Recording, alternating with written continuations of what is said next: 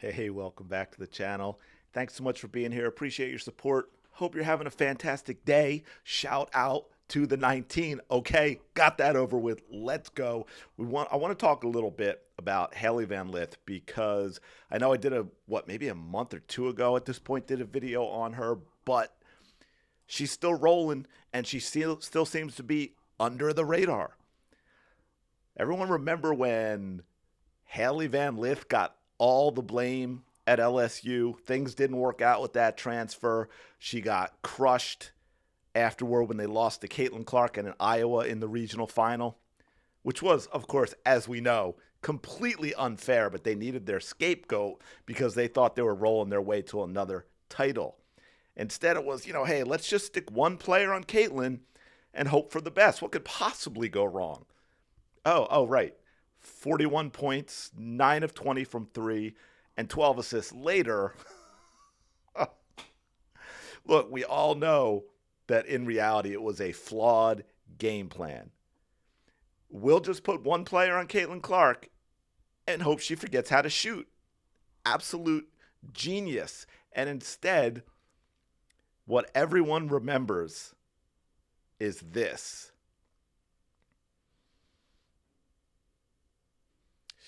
She's like, yo, coach, come on, man. I mean, what else do you want me to do? I'm out here on an island. I can't take away the three and the drive. What do you want? How about a little bit of help? Right? Just a little bit of help. But let's fast forward, folks. Today, she took off from LSU. Not a good situation for her. Went to TCU. Quietly been putting in the work and is leading them to a historic season.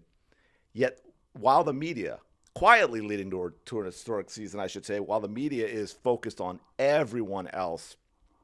Side note on that, please stop calling everyone in college generational now. I know there's this fixation on it because of Caitlin Clark, but just stop it. Look, TCU is 26-3. They are undefeated at home. They're 18-0 at home, and they are ranked number 10 in the nation. Check this out. TCU, number 10 in the nation. Now, this is through the week of February 23rd. So through the week of yesterday, TCU could move up. I don't know because we had some loss. Obviously, Notre Dame lost. UCLA should have lost. We won't get into that right now. But, yeah. This is a big season for Hailey Lith. She just dropped 26 points in a dominant 71-50 blowout win. Blew the doors off number 17, West Virginia. Absolutely a statement game for Hailey Van Lith. And then after we had this, I'm not sure what this is. I don't know. I think we're supposed to be scared. I think this is Hailey being tough. Your Frog Army player of the game, Hailey Van Lith. I don't know if y'all can hear me. Hailey, a lot of doubles at you. Lots of doubles, and they were pressing the entire game. How did y'all beat through that? More hoopers. We don't care about that. If you want to press us, more hoopers. Done. Period. I know that's right. I don't mean to laugh, but I played that because it is kind of funny. I'm sorry, but that baby face and that voice, the tough thing, she can ball, and you might want to be afraid of her on the court. But I don't know if that trying to be intimidating thing is really going to work for Hailey. But good on her for trying. But yeah, man, Hailey went from being blamed for LSU's problems to being the heart and soul of a program clearly on the rise. By the way, when I showed you that number 10 seeding ranking, so they're battling for possibly a top 2 seed. Most likely they're going to get a 4 seed. So 2 to 4, that's probably where they're going to be. I'm going to say probably a 4. They could get a 3. 2 is a possibility. This is a program that has not been to the NCAA tournament, not even been in the tournament since the 2010 season. That is a player putting a program on her back.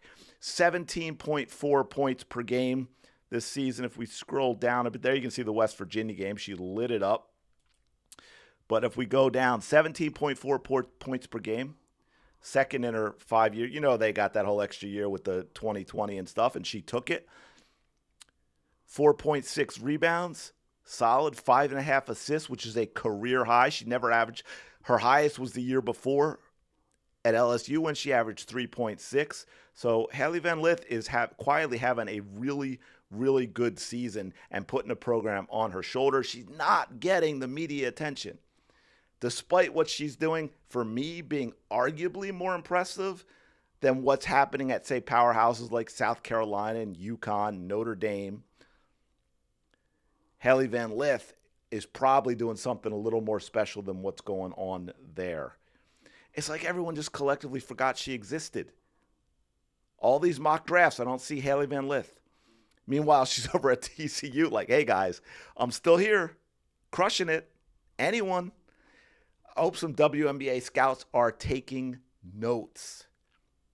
She looks like a sleeper to me. Teams looking at late first round, maybe early mid-second round, they need to take a serious look at Hailey Van Lith, because when you get down to that area, late first, start getting into the second, it's not a lot of risk because most of them don't work out anyway, right? Indiana Fever, I'm looking at you. I believe you currently have that 19th pick. I know you're busy with Caitlin Clark-Kent mania and all that, but Hailey might be someone you want to put on the roster with that late pick. Start balancing out veterans and the future. I think she'd be a really good low-risk, high-reward pick to pick up. We know she's got the toughness. We know she plays with a chip on her shoulder. She's got the ability to score the ball and distribute, right? So she's got that flexibility in what she can do for a team, because I think some team is going to draft her further down, and we're all going to look back and be like, how come Hailey Van Lith lasted all the way until that pick? All right, anyway, I just wanted to pop this out there. I think she's having a heck of a season. It's not getting talked about enough, so I wanted to drop another video on her. She went from scapegoat at LSU to superstar at TCU. Long time since they've even been in the tournament, leading them to one of their best seasons ever. Definitely under the radar. Hey, if she has a breakout in March Madness, if TCU goes, say, Sweet 16, Final 8, that's a big deal. Teams need to take note of what Hailey Van Lith has done for that program. Don't be surprised if she can do that, if we're talking about her making some noise in the WNBA sooner rather than later. Because some team, I think, hey, none of us know the future. We never know for sure. We've seen sure things getting drafted 1 or 2 in all kinds of sports that never make it, right? But I don't think there's a lot of risk taking Hailey later in the first or in the second round. If they do, some team could get an absolute steal, and the rest of the league is going to be, what? What happened? They didn't see it coming. So anyway, I'm going to leave it there, but let me know your thoughts in the comments below. As always, I appreciate you checking out this video.